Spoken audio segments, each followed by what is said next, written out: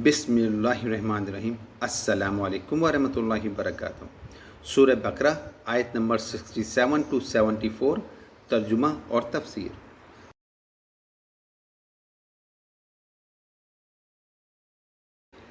इन आयात के मुताले से कबल इनका पस मंज़र जान लीजिए।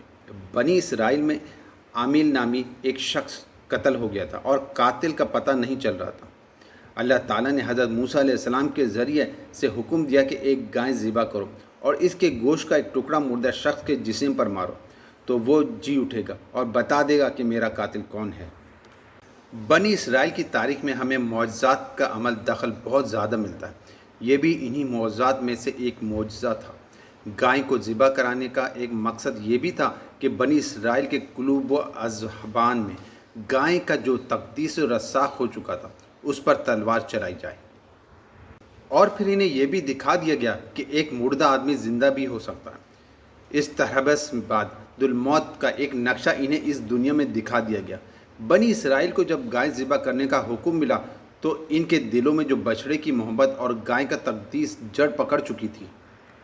इसके बाइस उन्होंने इस हुक्म से किस तरह से बच निकलने के लिए मैन मेख निकालनी शुरू की और तरह तरह के सवाल करने लगे कि जो कैसी गाय हो, इसका क्या रंग हो, किस तरह की हो, किस उम्र की हो।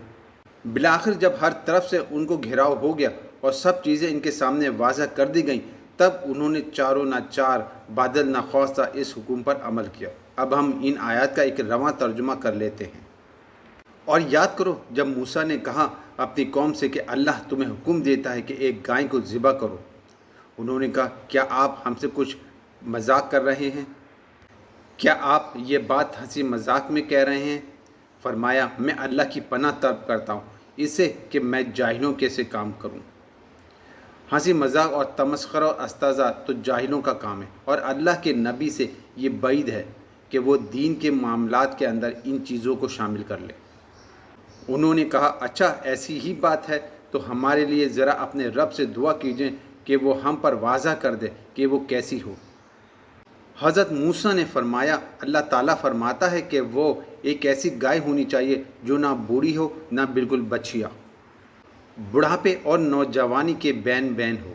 तो अब कर गुजो जो तुम्हें हुक्म दिया जा रहा है। अब उन्होंने कहा, ज़रा एक दफ़ा फिर हमारे लिए दुआ कीजिए अपने रब से कि वो हमें बता दे कि इसका रंग कैसा हो। फरमाया, अल्लाह ताला फरमाता है वो गाय होनी चाहिए जर्द रंग की, जिसका रंग ऐसा शोख हो कि देखने वालों को खूब अच्छी लगे। ये खूबियाँ उस गाय की थीं जो उनके यहाँ ज़्यादा से ज़्यादा मुक़द्दस समझी जाती थी।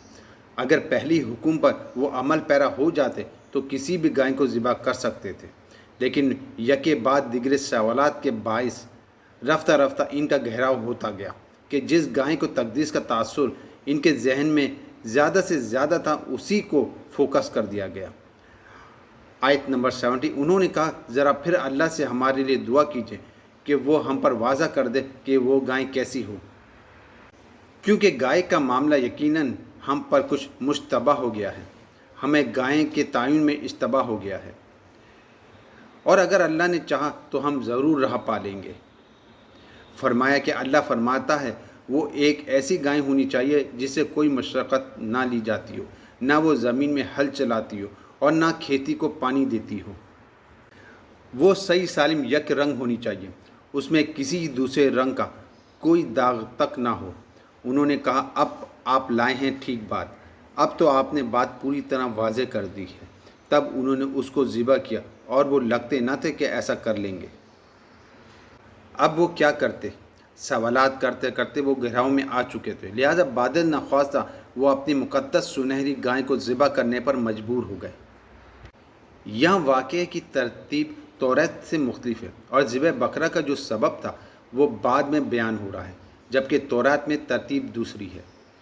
और याद करो जब तुमने एक शख्स को कत्ल कर दिया था और उसका इल्ज़ाम तुम एक दूसरे पर लगा रहे थे, चुनांचे पता नहीं चल रहा था कि कातिल कौन है और अल्लाह को ज़ाहिर करना था जो कुछ तुम छुपाते थे। अल्लाह ताला फैसला कर चुका था कि जो कुछ तुम छुपा रहे हो उसे निकाल कर रहेगा और वाज़ह कर देगा। तो हमने हुक्म दिया कि मकतूल की लाश को इस गाय के एक टुकड़े से ज़रब लगाओ। اس طرح وہ مردہ شخص بحکم الہی تھوڑی دیر کے لیے زندہ ہو گیا اور اس نے اپنے قاتل کا نام بتا دیا۔ دیکھو، اسی طرح اللہ مردوں کو زندہ کر دے گا، اور وہ تمہیں اپنی نشانیاں، اپنی قدرت کے نمونے دکھاتا ہے تاکہ تم عقل سے کام لو۔ اب جو الفاظ آگے آ رہے ہیں بہت سخت ہیں، لیکن ان کو پڑھتے ہوئے دور و بینی ضرور کیجیے گا، اپنے اندر ضرور جھانکیے گا، پھر تمہارے دل سخت ہوگا۔ اس سب کے بعد جب دین میں جیلے بہانے نکالے جانے لگے اور جیلے بہانوں سے شریعت کے احکام سے بچنے اور اللہ تعالیٰ کو دھوکہ دینے کی کوششیں کی جائے تو اس کا نتیجہ جو نکلتا ہے وہ دل کی سختی ہے۔ پس اب تم وہی پتھروں کی مانند ہے، بلکہ سختی میں ان سے بھی زیادہ شدید ہیں۔ یہ فضاحت اور بلاغت کے اعتبار سے بھی قرآن حکیم کا ایک بڑا عمدہ مقام ہے، اور پتھروں میں سے تو یقیناً ایسے بھی ہوتے ہیں جن سے چشمے پھوٹ بہتے ہیں، اور ان پتھروں اور چٹانوں میں سے بے شک ایسے بھی ہوتے ہیں جو شق ہو جاتے ہیں اور ان میں سے پانی برآمد ہو جاتا ہے، اور ان میں سے یقیناً وہ بھی ہوتے ہیں جو اللہ کے خوف سے گر پڑتے ہیں، اور اللہ تعالیٰ غافل نہیں ہے اس سے کہ جو تم کر رہے ہو۔ کسوات قلبی کی یہ کیفیت اس امت کے افراد کی بیان کی جا رہی ہے جسے کبھی اہل عالم پر فضیلت عطا کی گئی تھی۔ اس امت پر 1400 برس ایسے گزرے کہ کوئی لمحہ ایسا نہ تھا کہ ان کے ہاں کوئی نبی موجود نہ ہو۔ انہیں 3 کتابیں دی گئیں، لیکن یہ اپنی بد عملی کے باعث کمرے مذلت میں جا گری۔ عقائد میں ملاوٹ، اللہ اور اس کے رسول کے احکام میں میخ نکال کر اپنے آپ کو بچانے کے راستے نکالنے، اور اعمال میں بھی کتاب الحل کے ذریعے سے اپنے آپ کو ذمہ داریوں سے ممبر کر لینے کی روش کا نتیجہ پھر یہی نکلتا ہے۔ اللہ تعالیٰ مجھے اور آپ کو اس انجام بد سے بچائے، آمین۔